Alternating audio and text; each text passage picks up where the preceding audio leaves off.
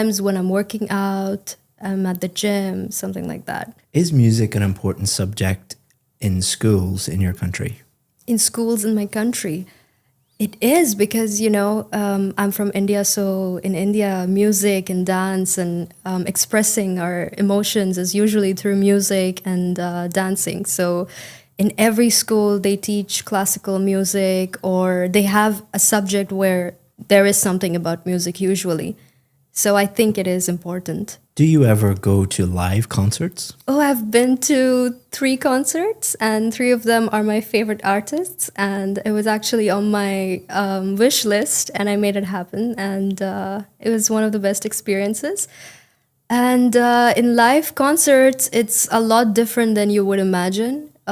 Just have to keep your energy straight, and it's like you can't believe it's happening. Now let's talk about magazines and newspapers. Do you prefer to read magazines or newspapers? Definitely magazines, mostly on the topics of fashion or interior design. This is what I really like because I like to see creative sides from all over the world. I like to see what people are talking about, what's new, what's trending. And I like to learn, like I like to have knowledge of things of like, what is this called? Or what is that called? Because usually when you see pictures, you don't usually know what it's called. So when you read a magazine or where you get the knowledge, that's where you get to know, oh, this fabric is called this, or this decoration is called that. So I think it's very good on information. Do you think you can learn as much from a magazine as a book? Definitely not, because magazine is like a shorter version of what's in a book. So I definitely prefer books over magazines. Do you think that you will continue to read paper-based magazines in the future? I think I'm very old-fashioned like that. I need to have a physical book in my hand, and that's how I think it produces serotonin in my brain. Otherwise, no. Digital, it's very different. I like physically reading a magazine or a book. Now let's talk about outdoor activities. Do you like being outdoors? I love being outdoors. I usually spend my time planning an activity or just being out with my friends. Even if I'm not doing anything, I must stay outdoors. I'm not a very home-based person. Like I can't stay home much. I have to keep moving all the time. Which outdoor sports do you enjoy doing? I like going out with my friends and playing football or some kind of activity like swimming, going to the beach. This is something I really, really enjoy. Which outdoor activities are most popular in your country? Definitely, it's like the game of India. Everybody loves cricket. When you go out of your house, you're always going to see like some kids playing or also badminton, actually. People enjoy that a lot as well. I'd like to describe my favorite actor and actress. So my favorite actor will be Benedict Cumberbatch, and my favorite actress is Angelina Jolie. And I like their movies so much. They usually star in action films or mystery films, and that's very similar to where I am. Like in my personal life, I love mysterious stuff. I'm like always into like detective theories or mystery books and stuff like that. So I always watch movies as such, and their acting is on point. It's always number one. And I like Angelina Jolie also for her humanitarian work that she does throughout her life. She's been very present with charity work and making sure that a lot of kids are fed in countries which are unfortunate. And I really like that about her. And I also like how fierce she is. And when she presents herself, it's very divine feminine. So I really, really like that. And I feel like she has that sort of energy where a woman can feel powerful about herself just by looking at her and kind of understanding where she comes from. She doesn't really come from a very mentally stable place. But now, at this point in her life, she's a very strong woman, and she's done it all herself. And Benedict Cumberbatch, I actually watched his TV show, which was called Sherlock, and I am a crazy Sherlock fan. I love mystery, like I said, and detective stories and everything. And him playing that really showed me what kind of an incredible actor he is, because I felt like I'm watching Sherlock Holmes from the books and not an actor on screen. And he's also done a movie that I really love. It's called Doctor Strange. That's my favorite superhero from the Avengers. And he has just done an amazing job in that movie. So we've been talking about a famous actress and actor that you enjoy, and we're going to continue to talk about movies and theatre. What are the most popular types of movies in your country? It would be... To thank you for watching this video, I want to give you a free course that has helped thousands of students improve their IELTS speaking score. What it's going to do is take you through every single part of the test and give you strategies for part 1, part 2 and part 3, and also allow you to practice at home for free and get feedback. To sign up for that for free, all you have to do is just click the link in the description. Thanks very much, and let's get back to the video. It would be action and drama, definitely something that has to do with emotional connection. It's usually fictional, that I would say, and also comedy. Yeah, there's a lot of comedy that goes on in the films that are coming out now and from India. Do you think that going to the cinema will be as popular in the future? I think 50-50, yeah. I'm not sure about that, but it looks like people enjoy watching movies at home, and it's not as much exciting as it used to be back then. And I think probably, yes, it would be more digitally available at home, and probably, yeah. Now let's talk about the theatre. How strong a tradition is it today in your country to go to the theatre? Mostly, I think in out of city areas, actually. It's mostly now as an activity that families go to with their kids, just to show a play to their kids and to introduce them to this form of culture and activity. I think it's more of that now. Theater is not as much popularized back in India as much as cinema and film and movies are. So I think that is kind of on the back seat. It's not so much as it used to be. Do you think that theatre should be run as a business or as a public service? Ooh, I think both. I think it goes hand in hand, so that people can be employed as well at the same time, and it is of a public service at the same time. I think that people do enjoy it, but at the same time, it could be used as an excuse and used as like an opportunity. Is what I mean, to employ people, and because there's a lot of people who would love to do acting, but they can't really make it in the movies. So maybe they could use theater as their hobby. So I think, yeah, both can go hand in hand. In some countries, governments pay theatres to put on shows for the public. Do you think this is a good use of public money? It depends on whether or not if it's free to the public. Because if you're charging for them to see that play, then it doesn't make any sense, is what I think. And I think that it shouldn't be this way in the first place. I think it should be available freely to the people. Yeah.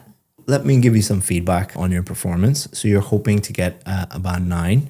And I'll go through the 4 marking criteria. Okay. So pronunciation, fluency and coherence, grammar and vocabulary. So let's start off with your pronunciation. To thank you for making it this far in the video, I want to give you 10% off our VIP course. The IELTS VIP course is the most successful IELTS course in the world. That is a fact because we have more Band 7, 8 and 9 success stories than any other IELTS course in the entire world. We do that by simplifying the whole IELTS process, supporting you with some of the best IELTS teachers in the world, and being with you every step of the way until you get the score that you need. All you have to do is just look down in the description, just click that, and you can sign up. If you have any questions about the VIP course, always feel free to get in touch with us. We answer 100% of the questions that we get. Hope that you become a VIP. If not, enjoy the rest of this free video. Pronunciation is one of your strong points. Oh, okay. The examiner will be thinking, can I understand what this person is saying? How clear are they? And then some higher level pronunciation features like intonation, for example. I can understand 100% of what you're saying. You do have a hint of an accent, but it is extremely clear listening to you. For anyone watching who has an Indian accent, they shouldn't feel bad about it or anything like that. Yes. You know, you shouldn't try and remove your accent. I think it's about speaking as clearly as possible, Yes. but you certainly do. You also use intonation extremely well. So we use intonation to convey meaning. For example, when you came in here today and I said, please sit down, very flat intonation going down. Do I sound happy or rude or A bit serious? rude. Yeah, a bit Serious. rude, a bit serious. But if I said, please sit down, my intonation is going up. It sounds completely different, but the words are Yes. exactly the same. So you use intonation like that a lot to show that you're excited about something, that you're happy about it, that you're serious about something in a very, very high level way, which is very difficult to learn. Thank you. And you do it very naturally. You also use connected speech. So, for example, if you were talking about movies, someone learning English might say, do you want to go to the cinema? But someone at a high level like yourself, do you want to go?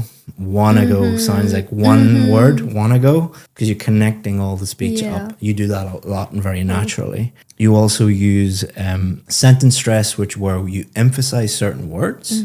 That's your coffee. So you're emphasizing that word because that's the most important word. It's very difficult to teach that. It takes a long time to learn. Wow. So you're doing very well in that area. Fluency is, are you able to speak without unnatural pauses, without unnatural hesitation? And there's two reasons why people pause and that type of thing, audible pauses like that. One reason is they're learning a language and they're trying to think, should I use present simple or present perfect, or what's the correct adjective to use? You don't do that because your language is at quite a high level. You do sometimes pause and think and hesitate a little bit for the second reason, which is trying to think of ideas. So you can tell, especially in the part 3, you were formulating ideas and you were, let me think about that, and pausing a little bit. But that's natural. And a good examiner knows the difference between those two things. So they're not going to give you a low mark for pausing or hesitating a little bit for thinking of the idea. Now, coherence is different. It's, did you answer the question and did you develop your answers a little bit more? You need to be a little bit careful. For example, the first question I asked you, how often do you listen to music? And you told me about when you listen to music. So that's slightly different. Now, the examiner will base their score on all of your answers. It's not like, oh, she slightly didn't answer that question in one question. Give her a low score. That's not how it works. And the way that you answered that question by saying, I listen to music in the car and I listen to it in the, I think you said, When I drive. When I drive. Yeah. You're answering the question implicitly. By implication, I know how often you listen to it. You should try to answer each question explicitly. How often do you? Every day. I don't think that this is an issue for you today, but imagine you go and do the test. Imagine you have a Canadian visa application. And it's like, if I don't get this, I can't go and meet, my family or I can't do whatever I want to do. There's a lot of pressure on you. So often when people are under pressure and under stress, they mess up. Just make sure that you answer every question exactly how they want it. The same with the cue card for part 2. It said, describe your favorite actor or actress. And you did both. So technically, an examiner would be extremely picky if they marked you down for that. But again, I'm not criticizing you, but I'm being overly cautious because on exam day, if you go and do the test, you might go off and talk about something related to that topic, but not really answering it correctly. I think you will be fine. but we just don't want to take any risks. Definitely. Towards the end, especially the last question, part 3, what the examiner is thinking about is, can this person really develop their answers? Can they speak at length about topics? The last question, it was quite a short answer for part 3, but that was quite impressive. I'll tell you why. If you get a really, really difficult question in part 3, you should be happy because the examiner thinks you're good. If the examiner thinks you're bad, they'll just throw easy softball questions at you. If the examiner thinks that you're really good, they'll throw more and more difficult questions to really just stretch you and test you. And that's what I was trying to do at the end. A really good Band 8, Band 9 student, even if they get a question that they don't know much about, they're not too sure about, they will attempt to answer. So your attempt at an answer, even though it was quite short, indicates that you are at a very high level. Coherence is the only area that I'm really, really concerned about. But overall, it's very, very good. I'm focusing on the negative, but it's only because You should, because otherwise how would I know? Yeah. Grammar, the examiner will be thinking, does this person have enough awareness of grammar structures that they can talk about anything? Like, can they use comparatives to compare two things? Can they use superlatives to talk about their favorite things and talk about the best things? Whatever I throw at you, you're able to handle that. And they'll also then think about, how many grammar mistakes are you making? I think I only heard one or two small slips. I think like a preposition slip or an article slip. But that is comparable to a native English speaker. If you listen to native English speakers speak for 15, 20 minutes, they'll make little preposition errors or subject-verb agreement errors. So that's natural.